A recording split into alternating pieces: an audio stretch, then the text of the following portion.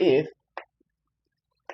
A is not an ideal of R, then then multiplication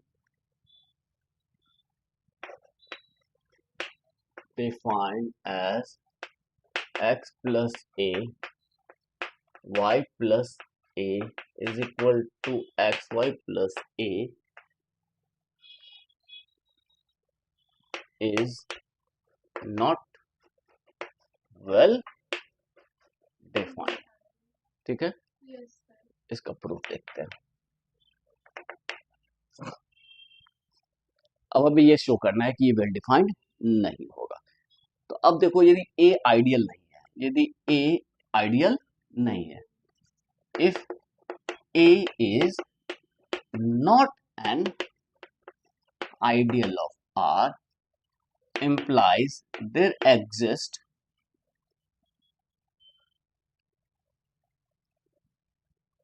R belongs to R and A belongs to A such that RA or RA does not belongs to A or AR does not belongs to A. कोई एक तो जरूर होगा. यदि ideal होगा तो किसी भी आर और किसी भी ए के लिए आर ए और ए आर दोनों को ए में बिलोंग करना पड़ेगा. और यदि ए आइडियल नहीं है तो एटलीस्ट एक ऐसा आर और एक ऐसा ए मिलेगा सच दैट आर ए या तो ए में नहीं बिलोंग करे या ए आर ए में नहीं बिलोंग करे. कोई एक तो ऐसा होगा. कंफर्म है ना?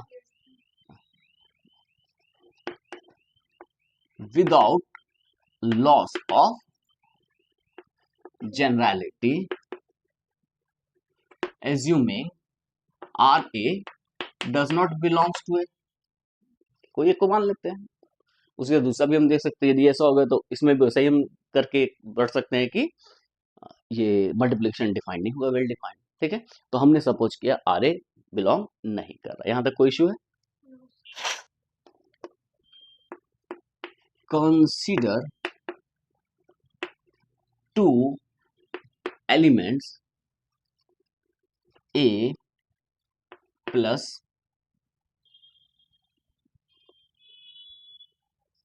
A and R plus A.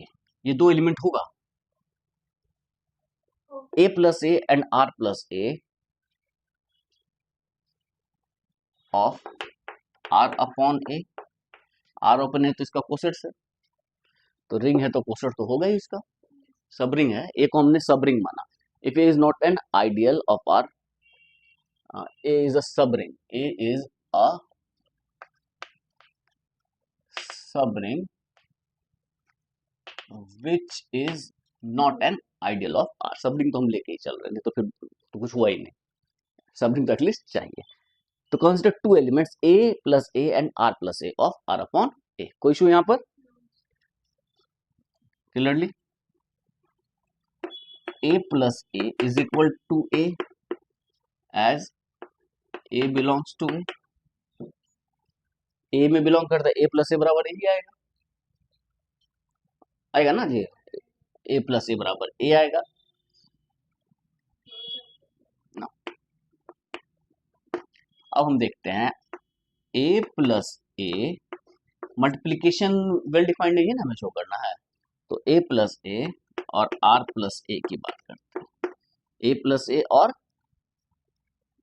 इसकी बात करते हैं. ये क्या आएगा बताओ तो? This is AR plus A. हाँ या नहीं?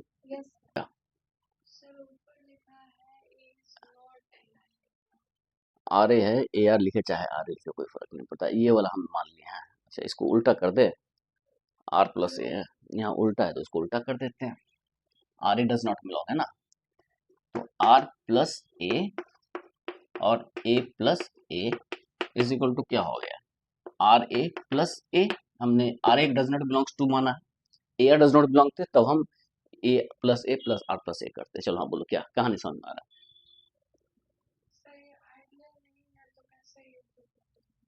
क्या, ये तो मल्टीप्लिकेशन हमने डिफाइन किया ना इस तरह से, हमने कहा ये जो मल्टीप्लिकेशन डिफाइन किया है ये वेल डिफाइंड नहीं है। वेल डिफाइंड होने का मतलब क्या होता है?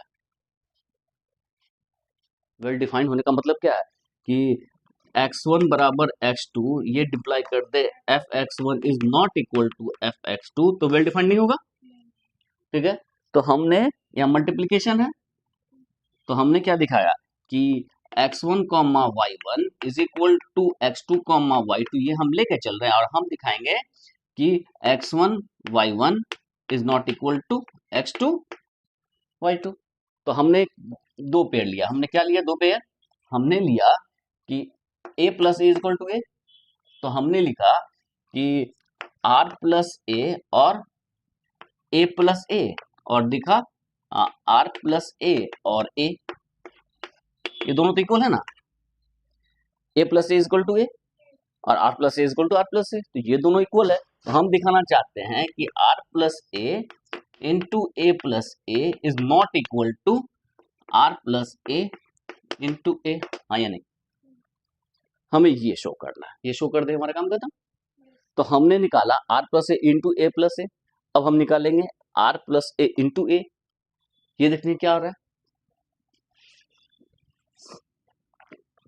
We have r plus a into a, इसकी वैल्यू क्या होगी, ये तो गड़बड़ हो गया, इसको लिख सकते हैं r plus a into 0 plus ए, हाँ या नहीं? ठीक है ना, और इसको हम क्या लिख सकते हैं, r इंटू 0 प्लस ए, हाँ या नहीं? और इसको क्या लिख सकते हैं, 0 plus A which is a, हाँ या नहीं? Since r a does not belongs to a implies r a plus a is not equal to a। यदि r a में नहीं बिलोंग करेगा तो r प्लस a के इक्वल नहीं होगा। So r plus a into a plus a is not equal to r plus a into a, हाँ या नहीं?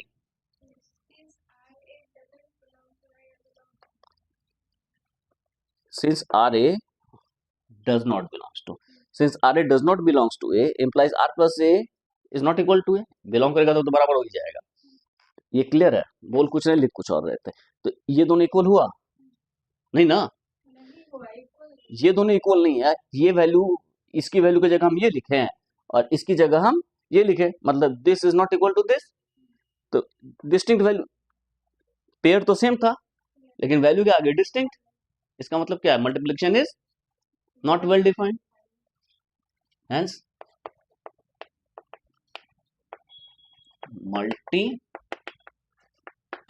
multiplication is not well defined, हाँ या नहीं? छोटा सा रिजल्ट है,